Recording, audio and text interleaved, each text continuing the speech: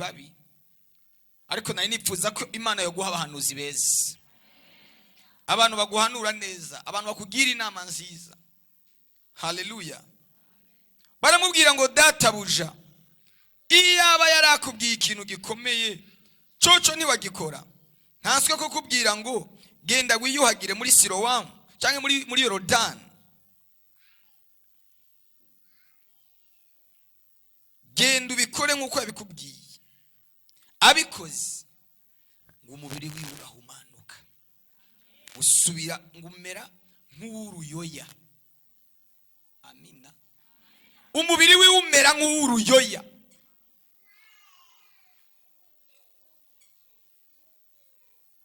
Imana igusubize agaciro ka kera, kagaciro wari ufise mu buto bwawe ukivuka, ugasubirane mu izina rya Yesu. Ngo agira umubiri nk'uwo yari afise akivuka. Haleluya. Umubiri wiwe urahumanuka. Tugiye gusenga isengesho riduhumanura, isengesho ridusomora. Bibiliya tubwira ngo Yesu acira umugani abantu, arababwira ngo habayeho umuntu. Uyo muntu ngo yaravuye Yerusalemu agiye Yeriko, ngo ari mu nzira ahura n'abagizi ba nabi, abambuzi, baramukoba, bamutwara utwo yari afise twose, baramukubita, bamusiga ajejeta amaraso. Ngo haza umurewi, haza n'umuherezi, abo bamucako ntibagira icyo bamufasha. Ngo ariko muri iyo nzira haca umusamariya, ngo amubonye amutera akagongwe, ngo aramwegera, amuhanagura inguma, amusomoza amavuta ya elayo. Haleluya. Uyu munsi urozwa inguma, ariko ku munsi wa Mungu uzosigwa amavuta ya elayo. Ngo amusomoza amavuta ya elayo, ngo aramwoza, aramuhanagura. Ahejeje kumuhanagura amusiga amavuta ya elayo, ngo amujana mu ndaro y'abahita.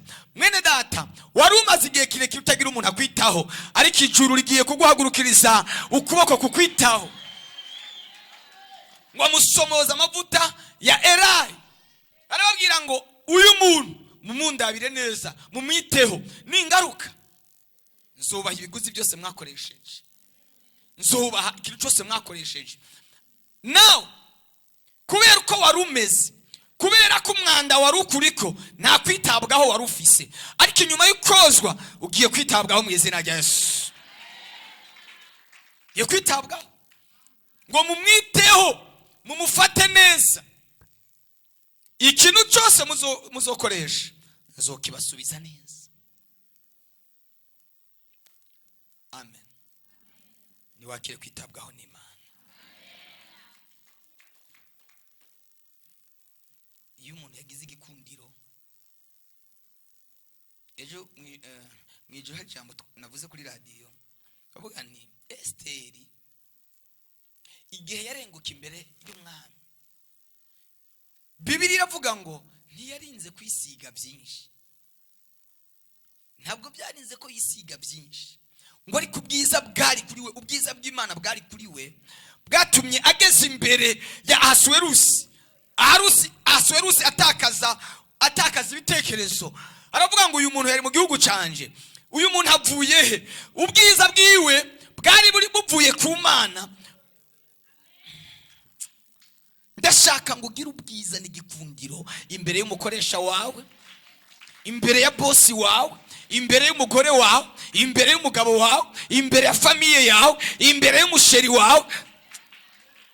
Ugire ubundi bwiza bw'ikirenga, ngo bituma mutunga inkoni. Haleluya. Amahitamo abarahagaze uyu munsi, ariko abandi bakobwa bari bamuciye imbere kandi bavukiye mu gisagara. Mwibuke ko Esteri ntiyari umwana wo mu muci, hari ibintu atarazi, hari ibintu ataramenyeye, ariko ubwiza bw'Imana bwari bwamumanukiye. Esteri agira igikundiro, agira faveur, agira ugutoneshwa n'Imana kurenza uko abandi bose, abakobwa bose bo mu bihugu 127 umwami yatwara. Ndashaka muri iki gihugu cy'u Burundi Imana yo mu ijuru ikuzamure, sosiyete ukoreramwo Imana ikuzamure, karitsiye ubayemwo Imana ikuzamure, Imana ikugirire neza, Imana iguhe umugisha. Tugiye gusenga, uhaguruke banzanira amazi, uhaguruke mwese.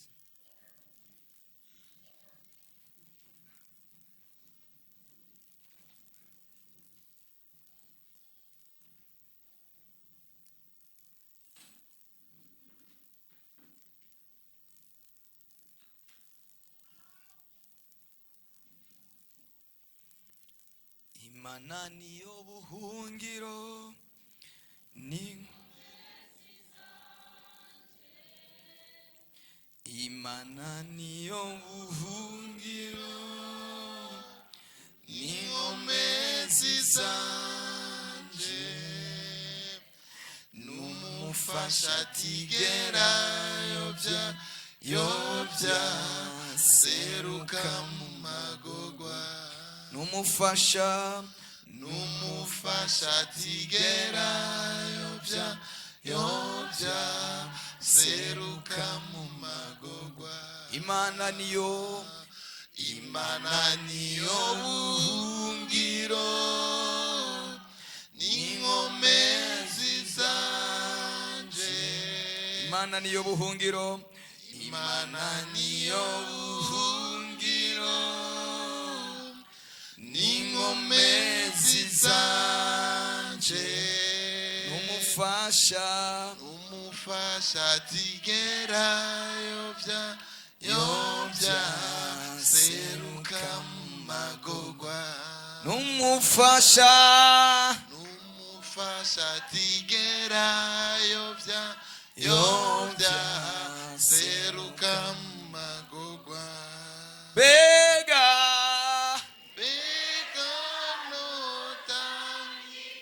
yashira mwamishimwe ryawe, bega notangiki,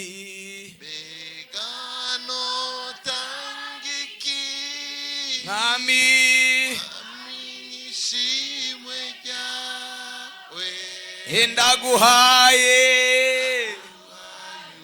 ndaguhaye umutima wanje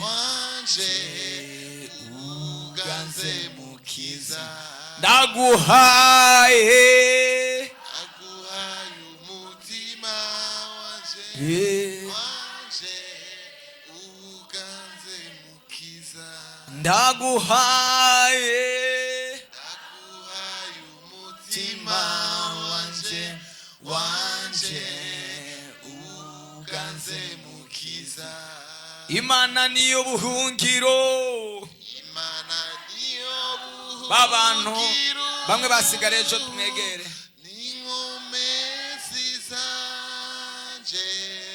Yo kamera muyiduze, Imana niyo buhungiro n'inkomezi zanje, n'umufasha atigera bamwe batonde gutya yovya seruka mu magorwa, n'umufasha atigera yovya seruka mu magorwa. Mbega notangiki mwami nk'ishimwe ryawe, mbega notangiki mwami nk'ishimwe ryawe, ndaguhaye ntihagire umuntu azamwo yarasengewe wanje, keneye abantu gusa batarasenga, ndaguhaye umutima wanje uganze mukiza. Tugiye gusengera aya mazi, aya mazi ntuyabone nk'amazi. Amazi ni wowe usanzwe uyafise na menshi, hari nafise n'amatanki. Aya uyabone nk'umuti, uyabone nkagiye kubohora ubuzima bwawe. Ibyo bagukoreye, ibyo baguteze, imiti baguteze mu mayira abiri, imiti baguteze hariya ku ivomo, imiti bagutegeye hariya ruguru iwanyu, ibyo bakoze ku buzima bwawe, wumve ko bigiye gusigara muri aya mazi. Bibiliya avuga ngo Elisa abwira Namani, aramubwira ngo genda wiyuhagire mu kidengeri cyitwa muri Yorodani, muri uzi Yorodani, muraza gukira, wibiremwo inshuro 7. Imana ari kigiye gukora ku buzima bwawe.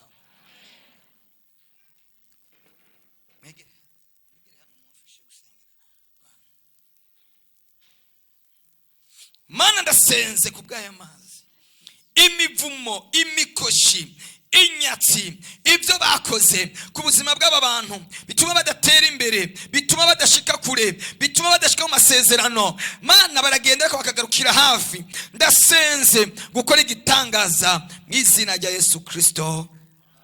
Aya mazi ni yakemwe umuriro, amajini n'amarozi n'amangetengeti bitega n'amabuye bisigareyo, umuntu niyinjira amaboshwe ahita abohoka mu izina rya Yesu Kristo. Mu izina ry'ububasha ndabohoje uyu mwana, mu izina ry'ubushobozi ndabohoje uyu mwana, mu izina ry'ubutware ndabohoje uyu mwana, mu izina ry'ubushobozi ndabohoje uyu mwana. Tutwana dutoya tubanze tuze kwicara. Mu izina rya Yesu bohora uyu mwana, mu izina rya Yesu bohora uyu mwana, mu izina rya Yesu bohora uyu mwana, mu izina rya Yesu bohora uyu mwana, mu izina rya Yesu Kristo akira kubohoka. Bafashe n'ingoga n'ingoga. Mu izina rya Yesu bohora uyu mwana, mu izina rya Yesu bohora uyu mwana, mu izina rya Yesu bohora uyu mwana, mu izina rya Yesu bohora uyu mwana, mu izina rya Yesu bohora uyu mwana. Nyarutse kurema n'uruhinja mwaruze ubwo nta bintu ruraho nyuma uyu mwihoze. Mu izina rya Yesu cyangwa muzane ko wagize ukwizera. Mu izina rya Yesu bohora uyu mwana, uyu nta niva araho nyura. Mu izina rya Yesu ubohora uyu mwana, mu izina rya Yesu ubohora uyu mwana, mukuremo mu izina rya Yesu Kristo. Uburinzi bwawe kuri we waje kumuriza, mu izina rya Yesu Kristo akira kubohoka, mu izina rya Yesu akira kubohoka, mu izina rya Yesu akira kubohoka, mu izina rya Yesu akira kubohoka. Mukure akira kubohoka. Okay, abana baheze.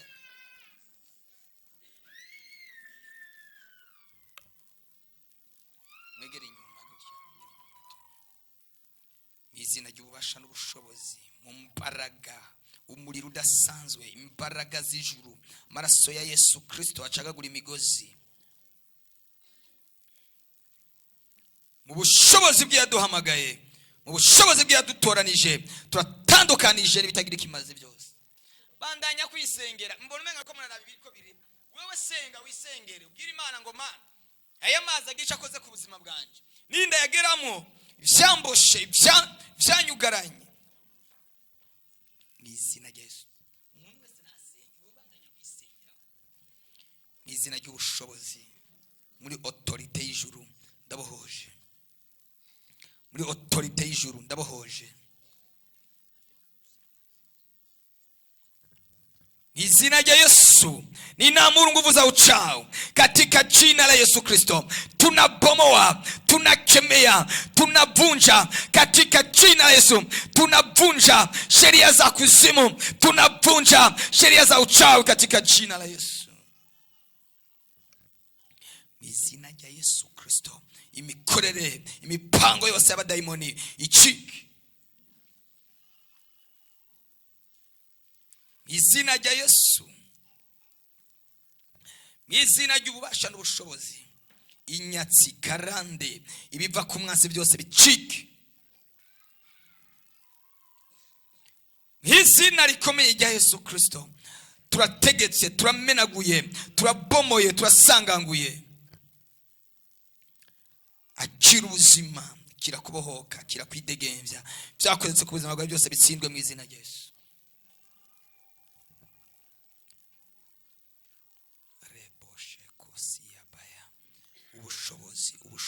Ubushobozi, umuriro uvuye mu ijuru, imbaraga zivuye ku Mana. Topayide mu izina rya Yesu. Mukureyo injira mu ubushobozi bw'Imana. Ninakemea nguvu za kuzimu katika jina la Yesu, katika jina la Yesu, katika jina la Yesu. Ndamano y'umuriro, ndamano y'umuriro, ndamano y'umuriro, ndamano y'umuriro, ndamano y'umuriro, ndamano y'umuriro, ndamano y'umuriro, ndamano y'umuriro, ndamano y'umuriro, ndamano y'umuriro, ndamano y'umuriro, ndamano y'umuriro. Tok tok tok tok tok tok tok tok mu izina rya Yesu Kristo. Ubushobozi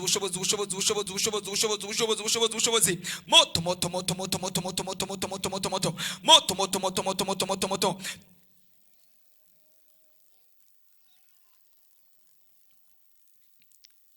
murekure wa murozi wewe, wafashe ibirenge vyiwe, wafashe umugisha wiwe, wafashe umubiri wiwe. Ninakemea, ninapomoa, ndakubise, ndamenaguye, ndabomoye, ndamenaguye, ndakubise, ndabomoye mu izina rya Yesu Kristo.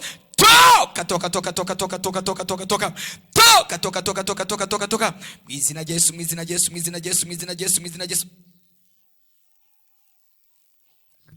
Turamanuye umuriro. Nababwiye musenge, ese nababwiye ngo munde, umuntu wese nasenge, isenge aba filime. Mu izina rya Yesu, mu izina rya Yesu, mu izina rya Yesu, mu izina rya Yesu, mu izina rya Yesu. Ono do Jésus.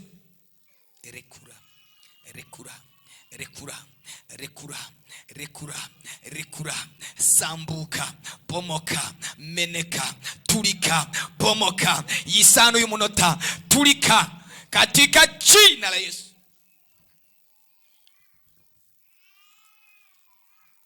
Ono do Jésus. Ndamano y'umuriro, ndamano y'imbaraga, ndamano y'umuriro, ndamano y'imbaraga. Ndacagaguye iyo migozi mu izina rya Yesu Kristo.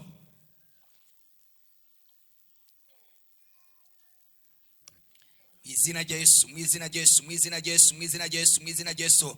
Ono do Jésus. Izina rya Yesu Kristo. Ibitega n'amareba, ibitega n'amangetengete, ibitega n'amajini, shindwa. Ubushobozi. Wa muzimu, rekura uyu mumama, rekura n'ingoga biciye mu uyu muriro wamanutse mu aya mazi, biciye mu uyu muriro wamanutse mu aya mazi, biciye mu uyu muriro wamanutse mu aya mazi. Toka.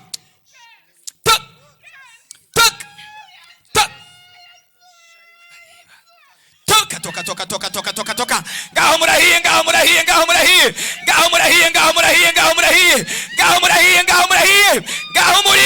umuriro. Chachekari payada. Musengere, mukuru musengere hajya. Mu izina rya Yesu Kristo. Musengere hajya narabohoka. Muzamuka najya musengere. Mu izina rya Yesu Kristo, ubushobozi bw'Imana, imbaraga za Kristo, ono do Jésus. Mu izina rya Yesu Kristo, ninavunja sheria za kuzimu, ninavunja sheria za kichawi katika jina la Yesu Kristo.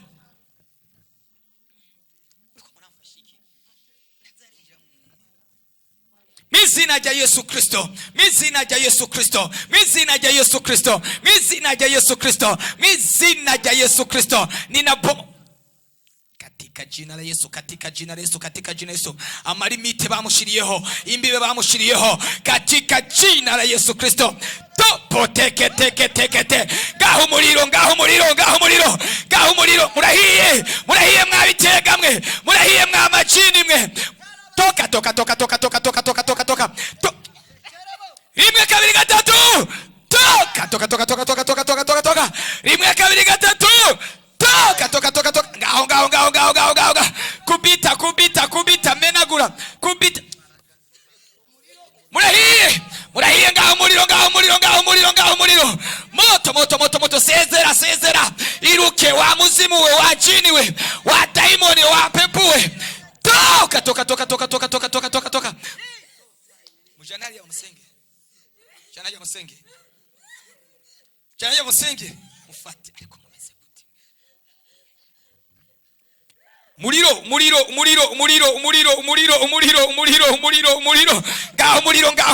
umuriro ngaho umuriro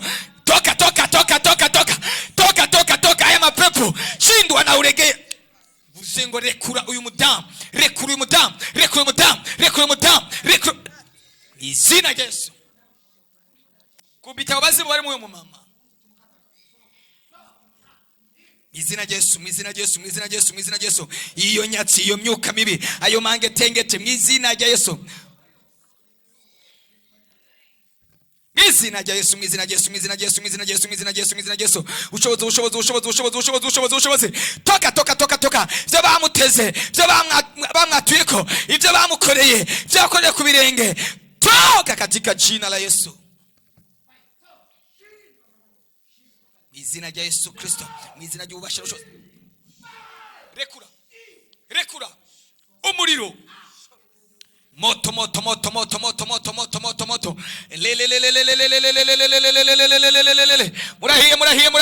murahiye ngaho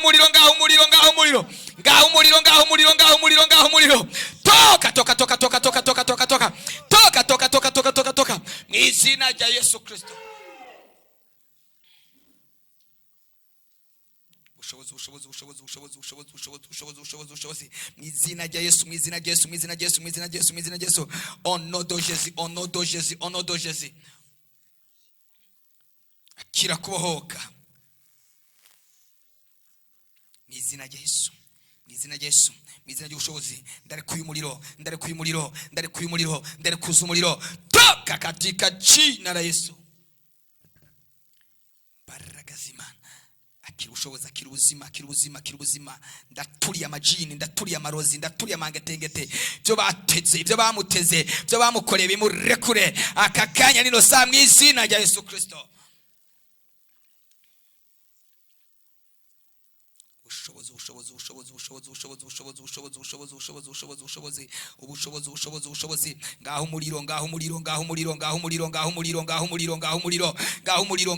ngaho umuriro mwizina rya Yesu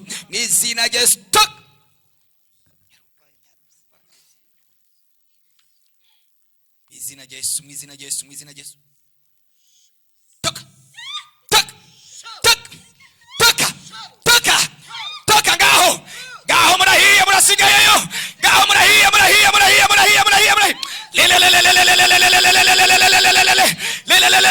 zamuka najya hejuru musenge ngaho kubita abazimu kubita ayo majini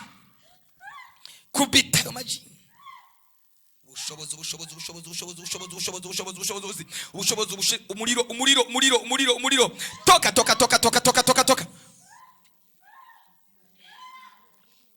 mwizina rya Yesu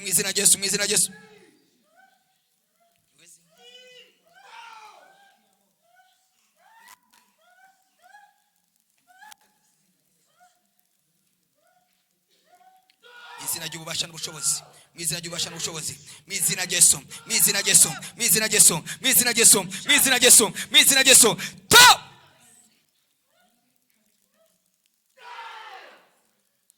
ubushobozi umuriro toka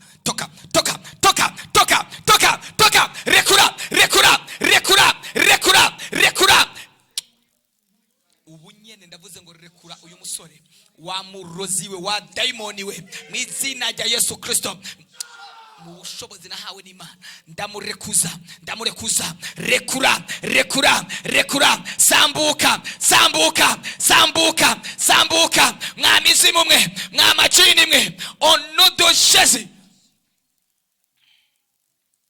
Jesus, Jesus. Toka, toka, toka, toka, toka, toka, toka, toka, toka, toka. Bomoka. Byo bakoze ku buzima bwiwe, byo bamuteze kuva mu buto bwiwe, bimurekure mu izina rya Yesu Kristo.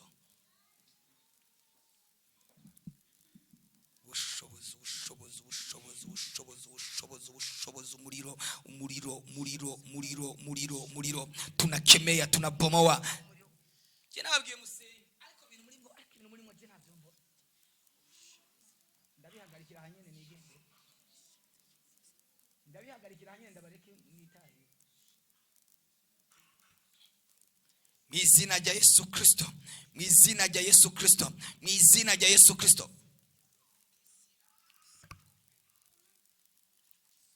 Iyo bitakubabaje n'ije biri bubabaze kweli.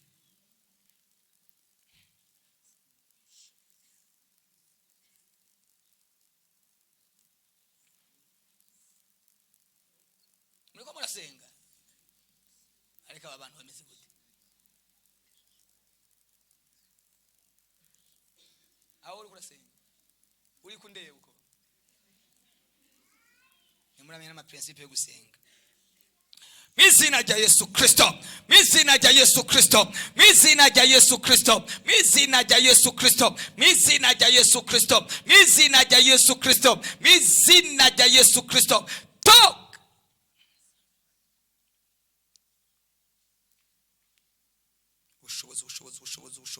Ubushobozi imikoshi n'inyatsi n'akarande, imizimu n'amangetengete, byo bakoze, byo bamukoreye, byo bamuteze, bimurekure mu izina rya Yesu Kristo.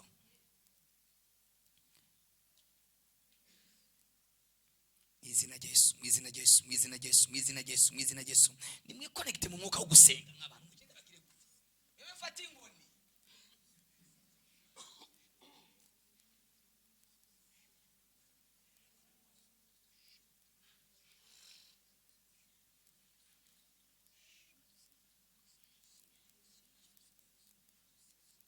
Mwizina Yesu.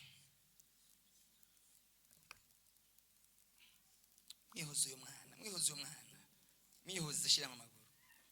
Mwizina rya Yesu Kristo, mwizina ry'ubasha n'ubushobozi, ndakuye iyo myuka, byo yakorewe byose bimuveko. Mwizina rya Yesu Kristo. Ubushobozi bwa Yesu. Ninakemea nguvu za kuzimu. Topo shekete. Mwizina rya Yesu. Mwizina rya Yesu.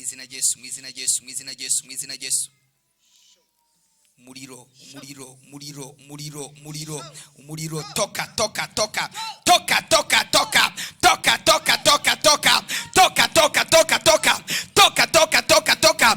Ngaho murahiye.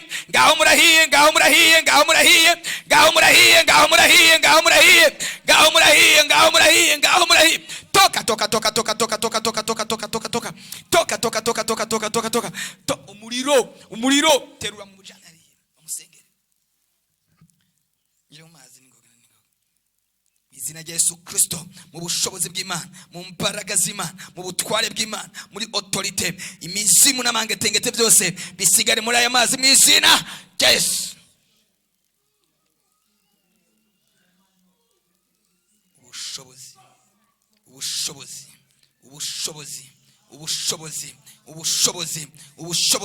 Ubushobozi bw'Imana, mbaraga za Yesu, ubutware bwa Yesu, ubutegetsi bw'ijuru. Musengere uyu muntu wose, musengere cyabo. Izina rya Yesu Kristo.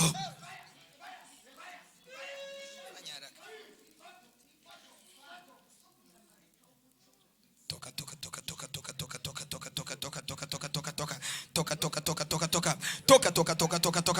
Mwizina rya Yesu Kristo, umuriro. Mwizina rya Yesu Kristo.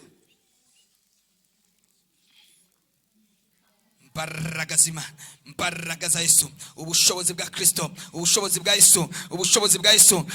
bwa Yesu, mbaraga za Yesu, mbaraga z'Imana. Talk.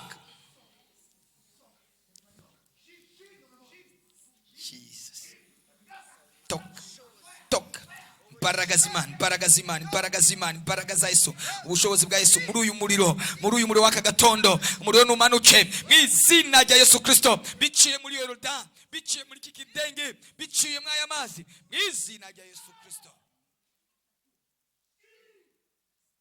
Kwa jina la Yesu ninakemea, ninavunja sheria za kishetani, sheria za kimwi. Toka. Rekura ubuzima bw'uyu mwana, rekura mu izina rya Yesu Kristo. Onodoshizi. Toka. Pepo mchafu ninakemea. Muriro, ngaho umuriro, kubita iyo myuka y'abarozi, kubita iyo myuka. Toka.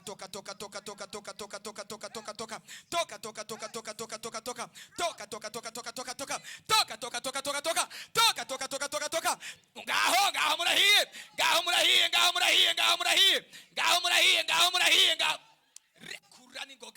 Rekura nigoga. Zimangana katika jina la Yesu. Toka. Bomoka. Uduzari ya Yesu. Nyarutsa nigoga. Amasaka gerana na eza samwe kagera kanda pinda kabisa. Muchamusubira inyuma. Aburi minota 5.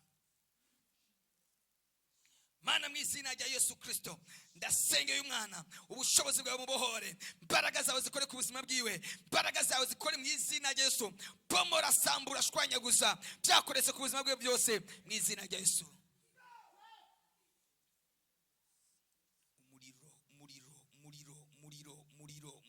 Umuriro.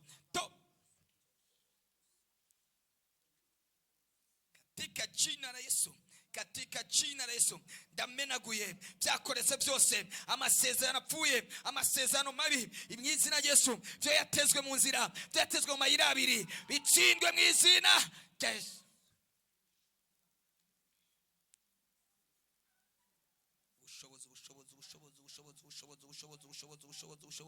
Ubushobozi katika jina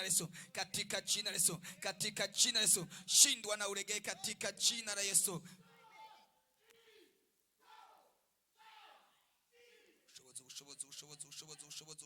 Ubushobozi mu izina rya Yesu.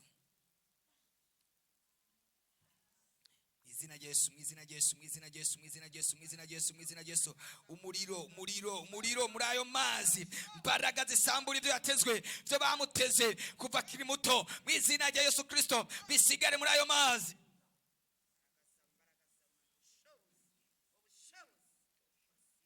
Moto.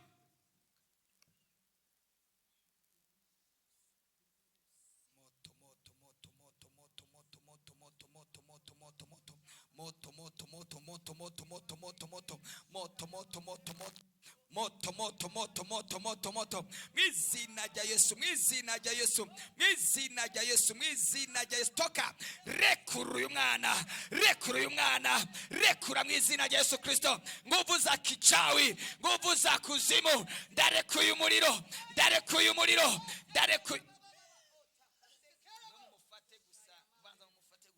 Mwizina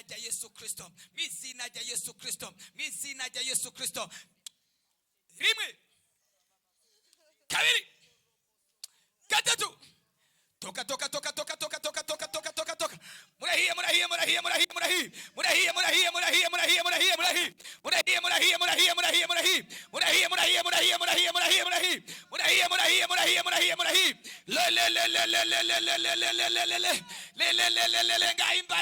Imbaraga.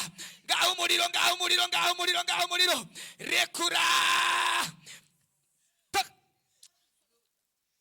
Mu bushobozi nahawe n'Imana, ndaturiye iyi myuka y'abarozi, iyi myuka y'abakonikoni, byo bakoze kuri we, abadayimoni bakoze kuri we, shindwa katika jina la Yesu. Mu izina rya Yesu, mu izina ry'ububasha, mu izina ry'ubushobozi, mu izina ry'ububasha.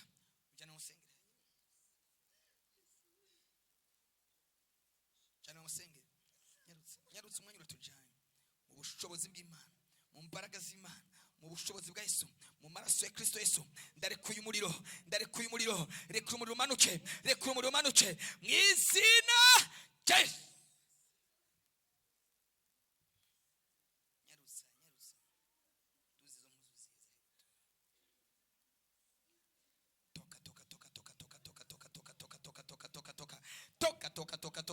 Toka murahiye mwa mizimu mwe, murahiye mwa mangetengete mwe, toka katika jina la Yesu.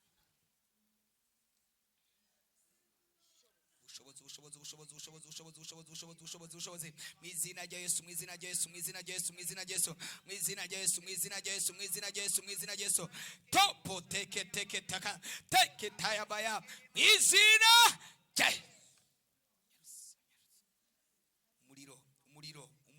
umuriro imbaraga, umuriro moto fire rekura byo bakoze ku buzima bwiwe, byo bakoze ku birenge byiwe, byo banduje ku mubiri wiwe,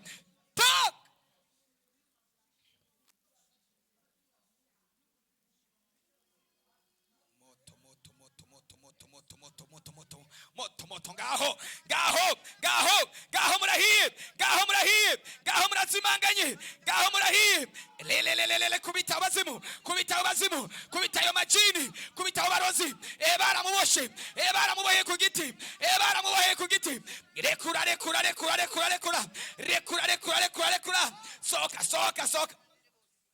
muzamuka nagira musengere n'ingoga, genda kubita abazimu n'ingoga, kubita abazimu, nyarusa mu bushobozi bwa Yesu, mu mbaraga za Yesu, ndakubisa ibitega, mufashe uyu mwana. Ubushobozi, umuriro,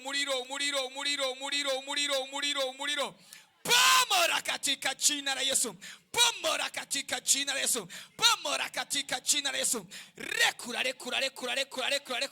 mwizina rya Yesu Kristo.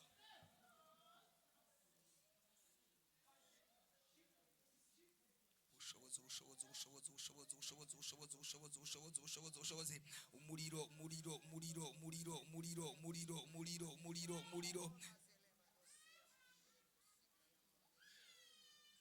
izina rya Yesu. Wewe dimashini wari wasenge, wewe dimashini wari, izina rya Yesu, toka umuriro, manuye imbaraga, manuye ubushobozi mu izina rya Yesu Kristo. Ubunyene nkivuga, nkitegeka, byo yakorewe byose bimuveko, toka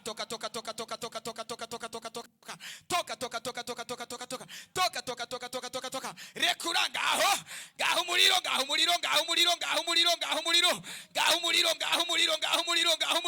rekura amaguru, rekura amaboko, rekura ingingo, izina rya Yesu Kristo, izina rya Yesu Kristo. Ngaho murahiye, toka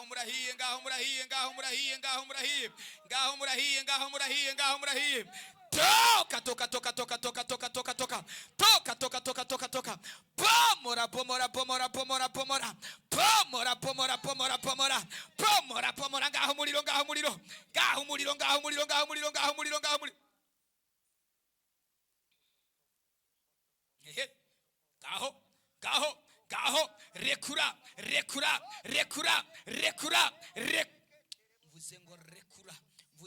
rekura, mvuze ngo zimangana.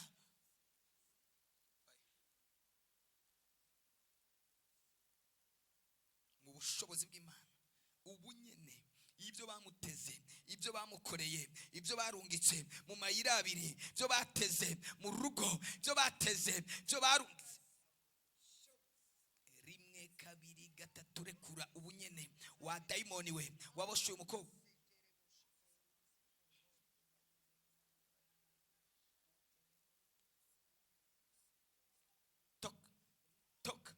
Toka kimbia, shindwa katika jina la Yesu,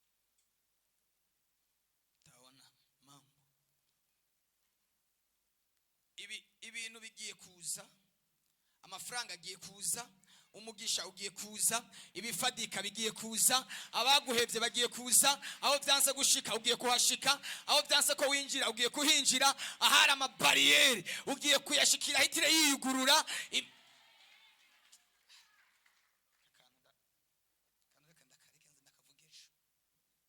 Haleluya. Ndakareze iri jambo ndarireze nzorivugeje. Papa wewe mujane biseke dukorera Imana, tangira Imana, mbe ndavuga iki Imana imbwiye kuriya mu papa wewe wenyine protocol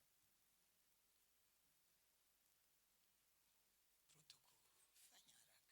Wewe wari wararozwe ngo ntuzogira intambuko nimutera mu buzima yiterambere mu rugo rwawe. Satani yareka arategura icago muri uku kwezi, ariko Imana iragikuyeho mu izina rya Yesu Kristo. Kandi Imana ikugiriye neza. Hari umurozi yareka arakugenda ko, yaramaze iminsi akugenda ko, Imana irabugukuye ko mu izina rya Yesu. Nabwo muvyumva, namwe uri mwari no teraniro, hari umurozi yaramaze iminsi agenda ku buzima bwawe, Imana irabugukuye ko mu izina rya nde. Imana irakubohoye kuva uyu munsi. Ibintu byose bitagenda neza mu rugo rwawe, mu muryango wawe, bigiye kuja ku murongo. Tuvuga haleluya. Abantu mwese mwari mwarazibiwe, imibereho yanyu yari yarazibiwe guca mwaya mazi. Umva, murajabutse nk'uko Abisirayeli bajabutse Yorodani, murajabutse nk'uko Abisirayeli bajabutse ikiyaga gitukura.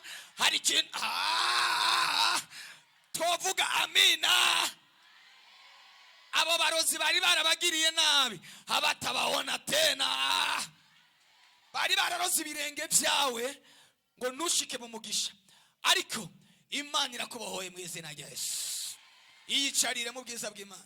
Nejo arakamesaje kubera umwanya wihuse twamaze kurenza. Hari akantu numva Imana imbariye nzobabwire ejo mu gitondo. Apana ku mugoroba uyu munsi, ku mugoroba hafise ibyaho. Ejo ndababikiye akantu, ndababikiye akantu n'ukuri kw'Imana. Kandi siko ana yanje turi mu gihe aho tugendera mu cy'Imana ivuze. Ubu nukugendera mu cy'Imana ivuze. Fatisha ikanwa. Hari ukeneye gutanga ikigira 10, akeneye gutanga ikigira 10, akeneye envelope, wazamura ikiganza. Ahari ninde nawe ukeneye gutanga ikigira 10? Hajya abandi fatiye igishikano ryawe mu biganza. Ntituzohwema gukorera Imana uko tuzoba turi hano, tuzotangira Imana, kuko aya mafaranga dutanga mu gitondo niyo atuma ari novuga butumwa ribandanya. Iyo ubikoze hari ivuga butumwa uvuze ngo ririkomeze, abari hirya no hino nibakomeze. Iyi programme nabo kuri Zoom summit tuzoyibakorera, nabo bazokozwa ibirenge. Rero nimba nawe uri kurashiramo uruhara, nabo tuzobasengera mu izina rya Yesu. Tuzokora kino gikorwa. Mana ndasengeye amashikanwa uyahezagire, suko umugisha mu izina rya Yesu. Amen.